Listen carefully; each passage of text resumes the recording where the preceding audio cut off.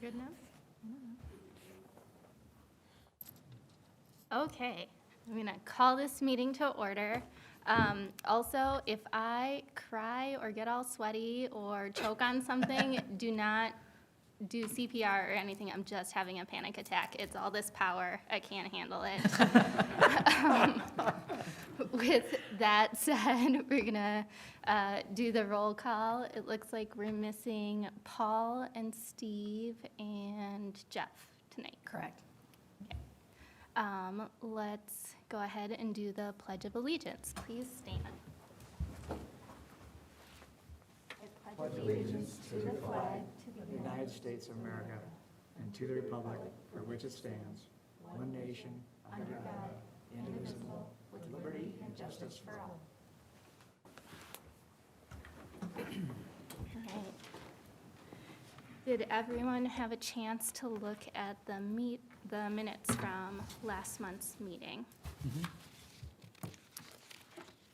Any questions, concerns? Nope. Can we get a motion to approve the minutes? A motion. I'll second. What do I say now? What do I say now? Yeah, it's calling. Oh, okay, we're good. Sorry, I Motion need has a been line. approved. We'll- Yeah, we've approved this motion. Do we have to vote? I don't know. That's why I said line.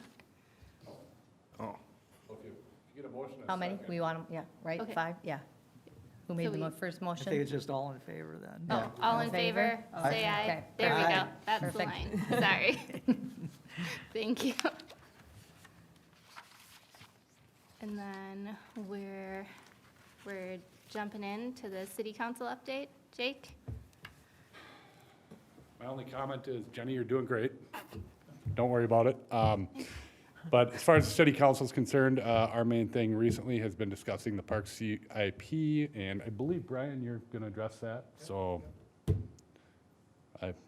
no need to be redundant, so. Any questions? I've heard from one Oakdale youth that the lines at Walton are excellent on the basketball court. Okay, I've had to drive out of my way multiple times in the last couple weeks because he loves them so much, so. good. Nope, and I don't think anyone would argue as to whether or not our parks get used. Yep, So. they definitely do. Yep, and I guess I will mention too that I mentioned to a few parents at my daughter's hockey last weekend that we're gonna have temporary warming houses at Eastside Park, and I think if word gets around, I think people are gonna be really happy. I'm sure some of the soccer parents will be glad that soccer's over. Now they get their Saturday mornings and early afternoons back. Yeah. Of peace and quiet. Yep, So, but it was a good season. yep, that too, yeah. My daughter played soccer too, so, yeah. Nice. Yep, nope, everything went well. Thank you. Thank you. All right, Brian? Right? Jenny, we're going to have Nick Oh. step in quick, Okay. just to give a brief introduction. Come on up. Police Chief Dick Newton. Good evening. Good evening. Thanks for the invitation. It's nice to see Freddie again. I barely recognize you since the last time I saw you. I saw the hair, and I had to do a double take. So yes, I was appointed police chief last month, and I've worked for the city of Oakdale for almost 21 years. I worked as a patrol officer. I worked in investigations, and I was a patrol sergeant for 14 years. I spent many of nights working the evening shift, and a couple of years ago, I ended up on the day shift and then was promoted to captain. I did a very short time as captain. That's when the chief process took place, and I applied for that, and then was, like I said, appointed recently. Chief Sullivan, replacing him. He's been here for a very long time. It's remarkable that someone was a police chief in the metro area for 33 years in one agency. I believe he left this place in a very good place. We currently have 32 licensed officers. We're going to go to 33 licensed starting next year, with adding an additional person to our investigations unit. As we look forward to the future, Oakdale's changing, and there's So a number of projects are going to have an impact on the police department, and we look forward to some of those changes within our city. With that, over time, we hope to add more officers, and some of the initiatives that we'd like to do is some more engagement with our community. I believe we've done a pretty good job with that in previous years, but we'd like to extend that to have more community outreach with our community. And like I said, I feel very fortunate to be in this place, the Oakdale Police Department. Like I said, I worked here a long time, developed a love for the community, and it's a great place to work. It's a great place to live. I currently live in St. Paul with my wife and our 15-year-old son, and I told her, I said, if we get to a point where I'm ever a chief in Oakdale, I feel it's important for a chief to live in the community. And so we're looking at making the move from St. Paul, which is hard for me because that's born and raised on the east side, so I have roots there, and but I think it's a good time for us to do that. And of course, if you guys have any questions, I'd be happy to answer them. Anyone? No? Thank you. No, thank you. Congratulations. Congratulations. Congrats. Thank you.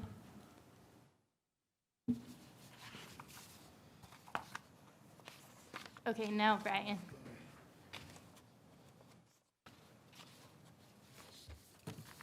Thank you, and good evening, Commission members. Over the past couple of months, we've been talking about updating our capital improvement program. I think 2 months ago, we tried to generate a list of potential projects to consider. Last month, we ranked those projects and kind of looked at them as a group. And I did, based on the results of that survey, including all the results of the commission members that participated in the survey, I developed a capital improvement program. We did have an opportunity last week to go before the council to kind of review the park CIP that was drafted based on your priorities and rankings, and then discuss what they saw as important. And a couple of things that came out of that workshop. On my memo, the first table you see was the results of the survey and trying to program those potential improvements over the next 5 years. And so we reviewed that with the council, and they came away with the conclusion that we need to provide more funding for park improvements.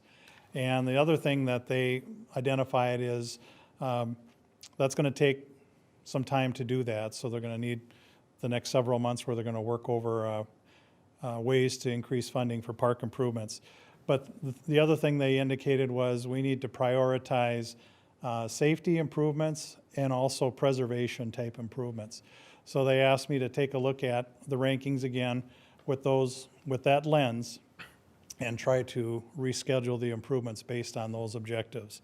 And so I did do a revised CIP that is now for Park Commission consideration tonight. Just reviewing the memo a little bit, the second table that was in the memo was kind of a projection from our finance department on the funding over the next several years based on the projects that we had identified in the cost estimates. And it became quite obvious right away that starting in 2023, we're going to run into a deficit. And then there was going to be an ongoing deficit after that point.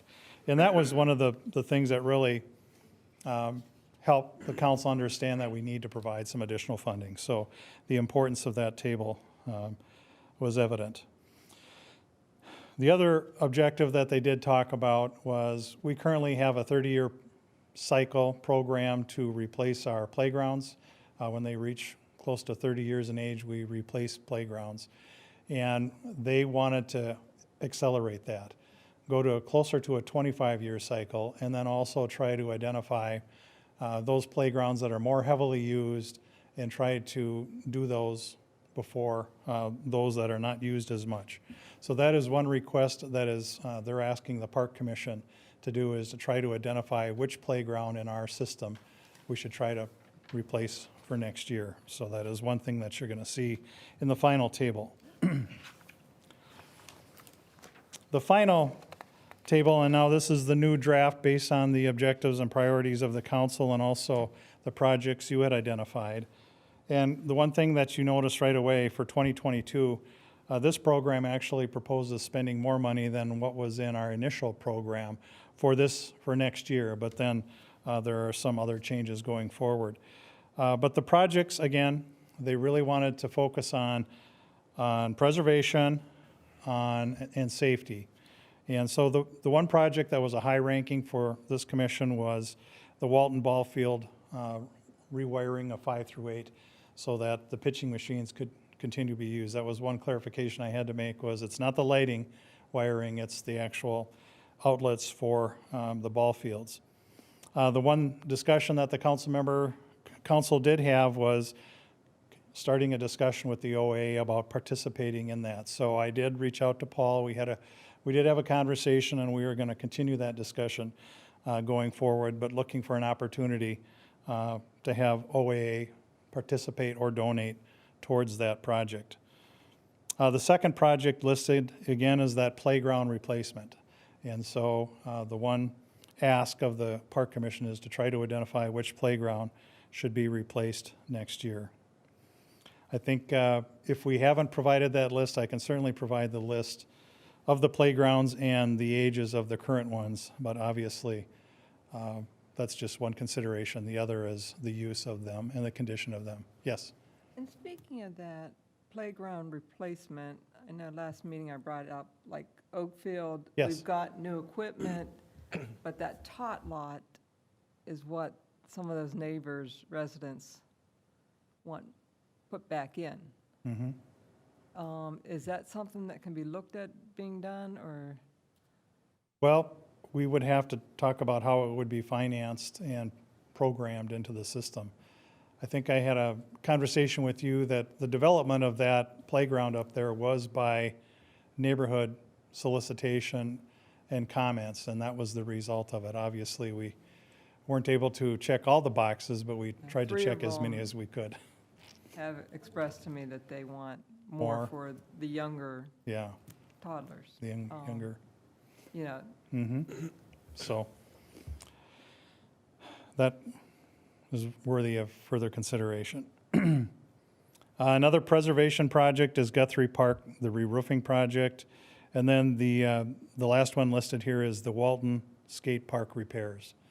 That one was really identified as a safety priority 1 project, so that's why we're proposing it for 2022.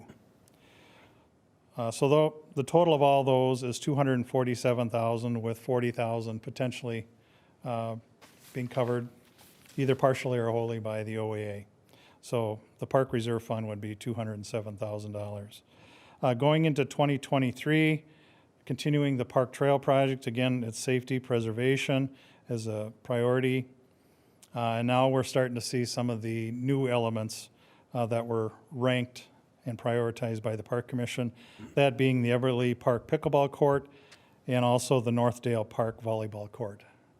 So that I just had a quick question on that. It still shows the pickleball court to be 2022. Is that correct, or is it supposed to be 2023? Correct.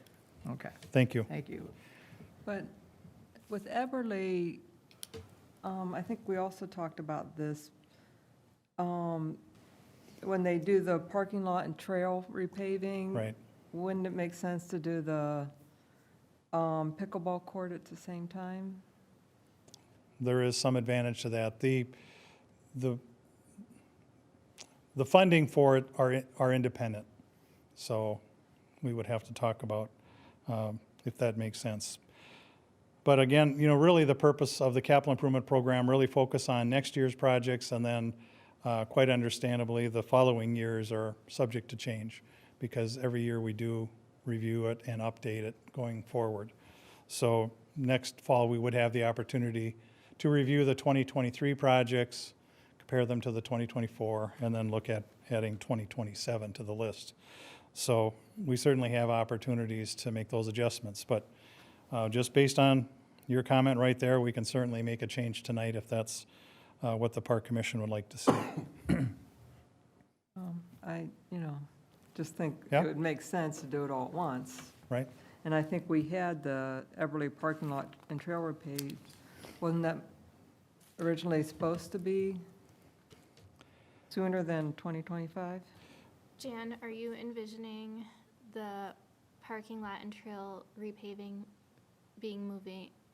going up in the schedule or moving the pickleball court down? Like, that'll help me. I you think know, at the moving it same up in the okay. schedule, because I think it was originally moved up. I was kind of looking for my notes, but I think it was sooner than 2025. at one Sure. point.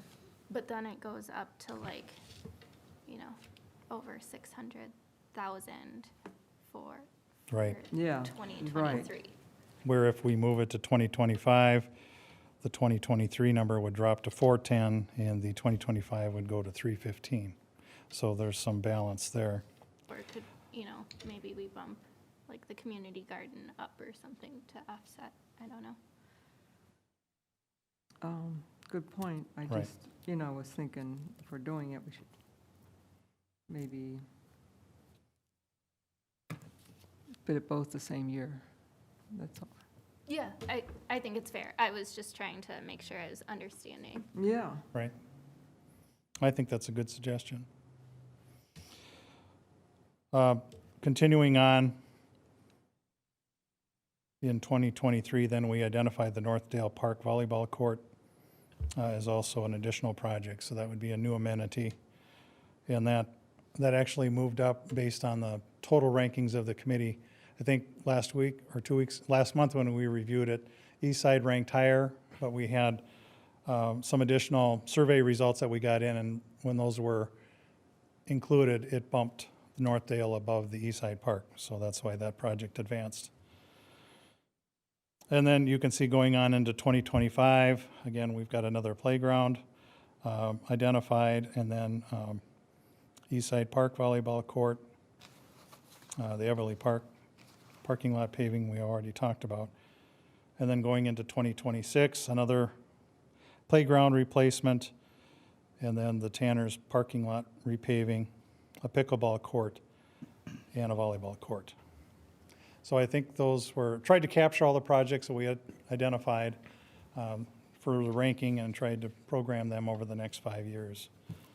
Is the Northdale volleyball court price double because of more landscaping or Site prep. groundwork, site work, Site site work. prep? The area that it appears to fit is north of the parking lot. There's a hill there, so we would need to grade out the hill and put in a retaining wall. So yes, it's the site preparation right. costs that are That makes sense. increasing the cost of that project. Yes? We also talked about Horseshoe Park and possibly changing that out to Right. some cornholes. Was We've done, City Council saying anything about that, or? I don't recall there being any discussion, maybe Jay can supplement that, but we have done some research. We've found some parks that have done that, so we do have some products that we can look at, how they would work. As I recall, they're made out of concrete. They're very heavy, like 300 pounds, so that they don't walk away. Oh, But, so that's what we're finding as a manufacturer out there that's making them. And Okay. using, I think it was Wisconsin. Did you say you saw them at, was it University of Wisconsin? Seems like one of the schools. someone said that, I did Yeah, not. so but that's where yeah. we actually had looked and got the resource, so. Yeah, I just happened to see, we live close by Hope Church, Right. and a couple weekends ago, they had some kind of a event going on with cornhole right in their parking lot. Right, It seemed really popular with a lot of younger people. It seems like a good idea that, mhm, since maybe it's not being used as a horseshoe park, that cornhole, mhm. attract more people. Okay. We did have the complete list on the council workshop, so they did see those individual commission member suggestions, so that was on the list.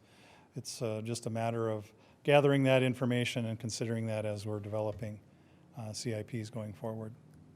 Okay. Mhm. Well, short of the suggestion that we move the Everly Park pickleball and tie that in with the paving project, were there any other suggested changes to the list?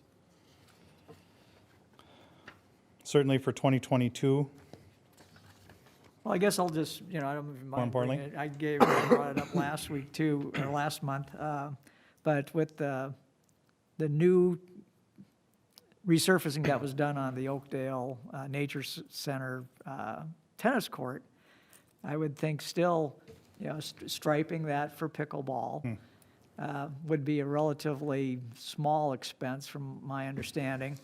And then at least we have the ones at Tanner Lake on the south side, the ones that are striped on the east side park, kind of more in central, and then you would have one for northern part of Oakdale. Right. And I think a relatively minimal expense considering that's been all resurfaced. Right. That'd probably be, you know, ideal for it, and I think you had mentioned something on the order of maybe 2,000 to stripe. Anyway, I just wanted to bring that Additional, up again, right. because I think it would, Okay, at least, since the Everly Park one has been pushed off for another year, okay. maybe that could be something for, to just help with demand. Okay.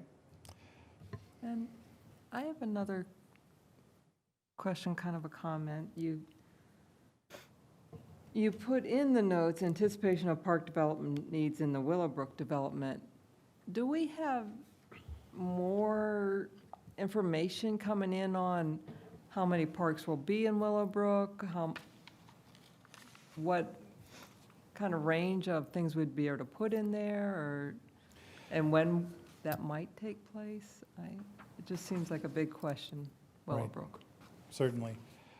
Just to answer a couple of questions, I know community development was working on identifying the potential park areas within the Willowbrook development. There's 50 acres of open space that is being provided in that development.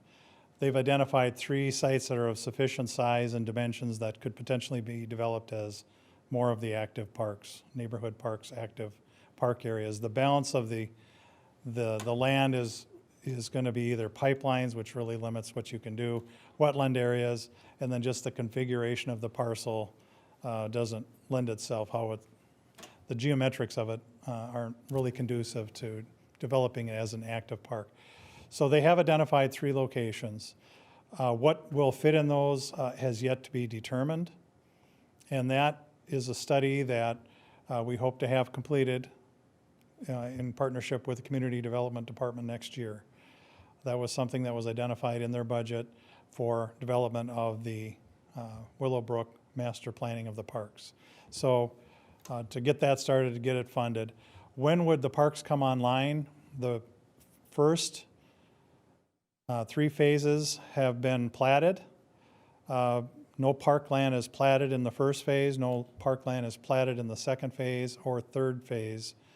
But next year, when they start platting some of the additional areas, they'll be in areas that could potentially provide some parkland.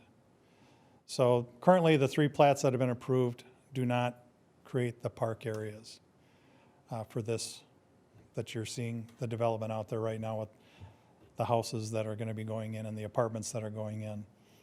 The parkland has not been platted in those areas. Okay, but yeah, I think, you know, as far as introducing some new pickleball courts or whatever, if Willowbrook has a park that they could designate to that, that might, you know, be a whole different story, I guess, as far as Right.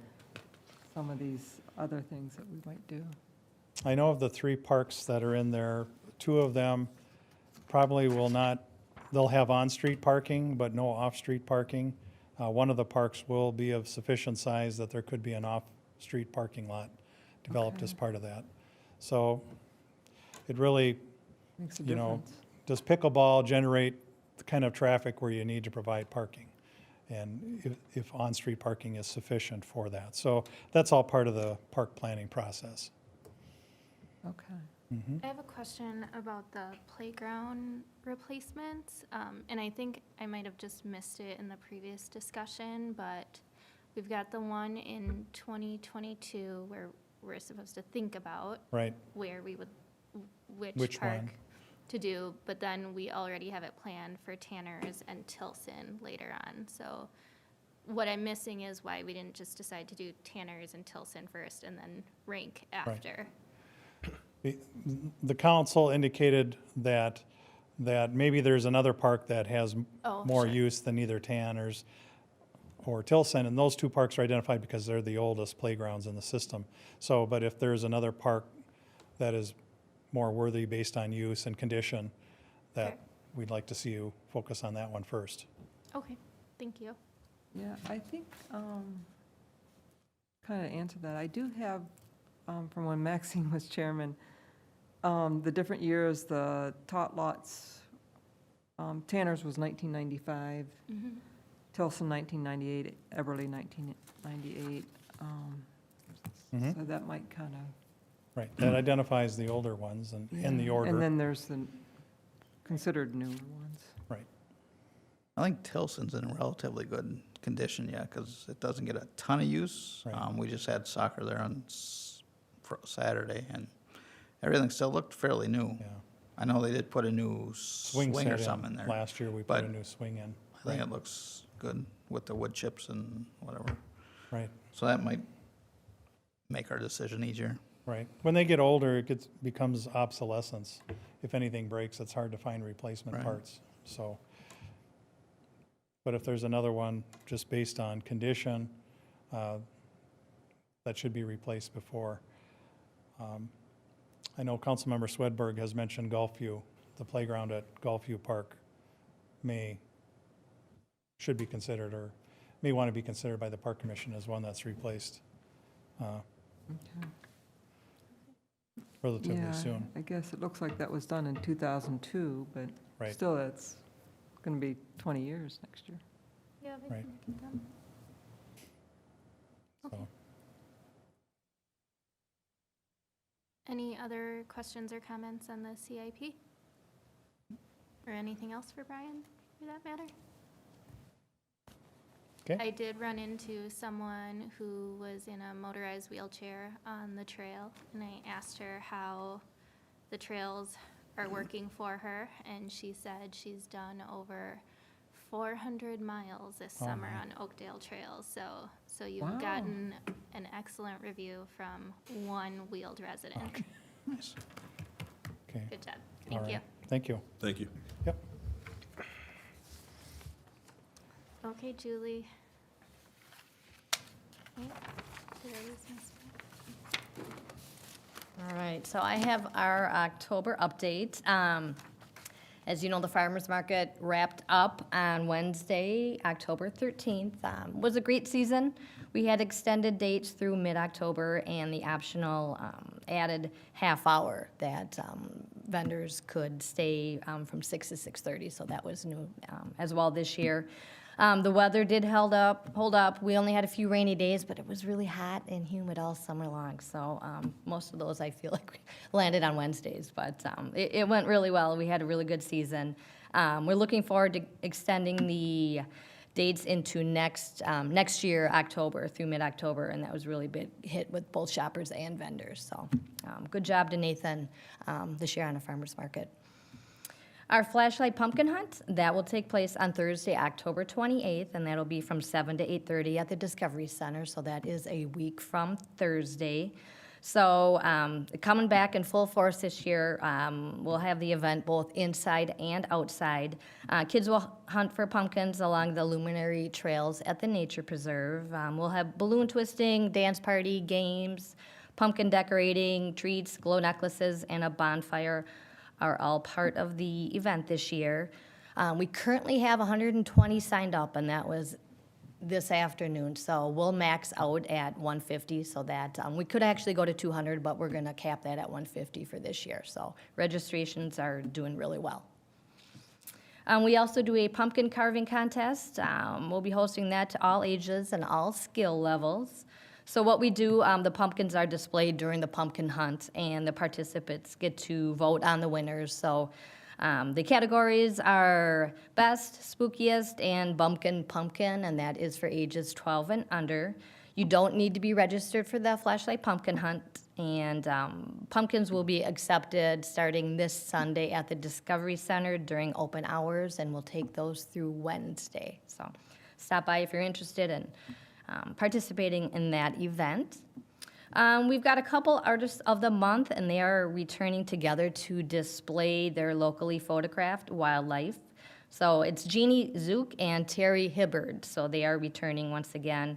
All of their photos are framed in barnwood materials. Has anybody stopped by and seen that this month? Really interesting. They do a really good job with that. They're a community favorite, and most of their photographs are from the Oakdale Nature Preserve. We've got our Art Discovery Fair returning on Saturday, November 20th, and that'll be from 10 to 3 at the Discovery Center. We pushed it back a little later this year in November to get the local artists and holiday shoppers closer together in the shopping timeline. So hopefully that will be beneficial to everyone. We'll also have live music, and that'll be from 10 to 12 by the Two Sisters. And so far, we've got 18 artists that have applied, just a couple spaces open. So good numbers for that as well this year. So with our farmers market wrapping up, we are heading into our indoor market season. First market will be held on Saturday, November 13th, and that'll be from 9 to 1 at the Discovery Center.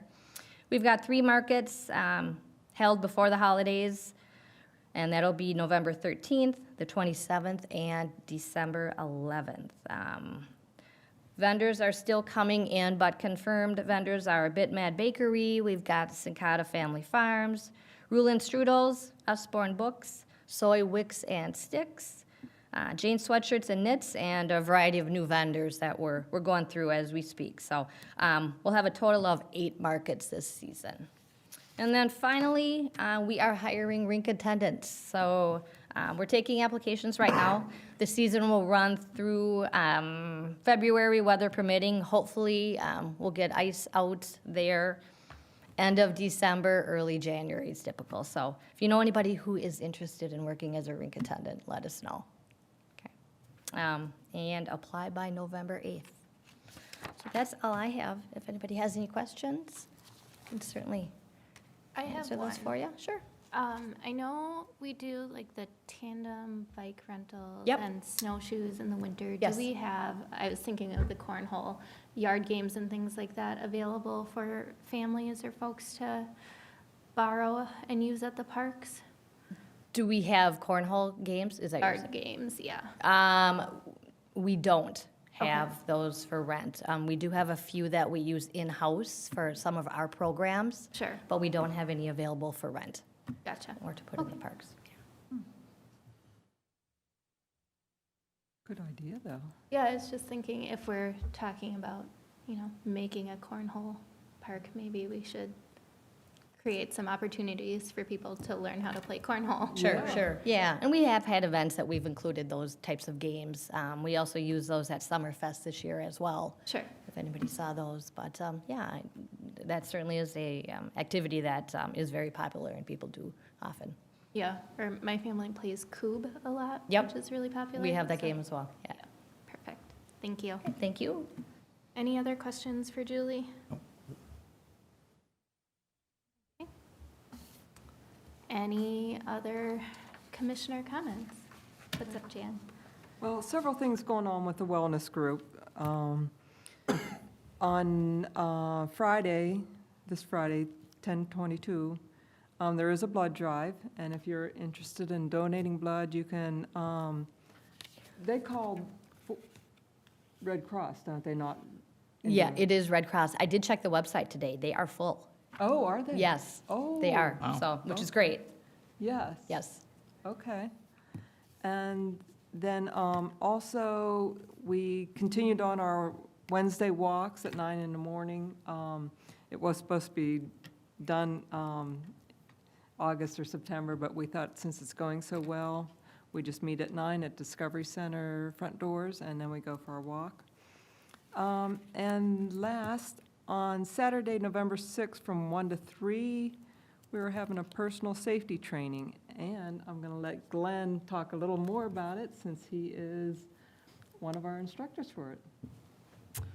Okay, well, about a week and a half ago, almost 2 weeks, we had a safety class in a way that was a combination of myself and an Oakdale police officer talking about the various things that the police department does, and being also be able to notify them anything happens, and to remove the stigma of being able, of calling 911. And then I touched upon some aspects of self-defense from just more or less from a legal standpoint. But so that what we're going to have then on Saturday, the 6th, will be a actual physical training. So we're going to show from my background and what I've done in the past, as well as some of my fellow instructors, some very simple self-defense concepts that you can do in your regular clothing, and that are easy to remember when you are a little bit panicked or have the adrenaline going from being threatened. So very, very simple things that are very easy to remember. And we also teach that this is not about fighting. This is about defending yourself and getting the heck out of there, out of the situation that you're in. So we hope this will be of interest to a lot of people, especially those who are a little older, and be able to show some things to be able to, that they can have some confidence that they can defend themselves, that they are not helpless. But speaking of that, it is not limited to people 50 and older. It, you know, most of our events are open to all ages, mostly adults, I guess. But and that RSVP does get called into your office, right? We do ask that they RSVP. Yeah. Yes, they can do that online, or they can call us at the Recreation Department. Okay. Yeah. Okay, any other comments? No. Then shall we adjourn? Do we make a motion? All motion. Second? Second motion. Okay, all in favor, say aye. Aye. All right, this meeting's adjourned. I'll see you all in November, and hopefully Paul will be back. You did a great job. Thank you. I'm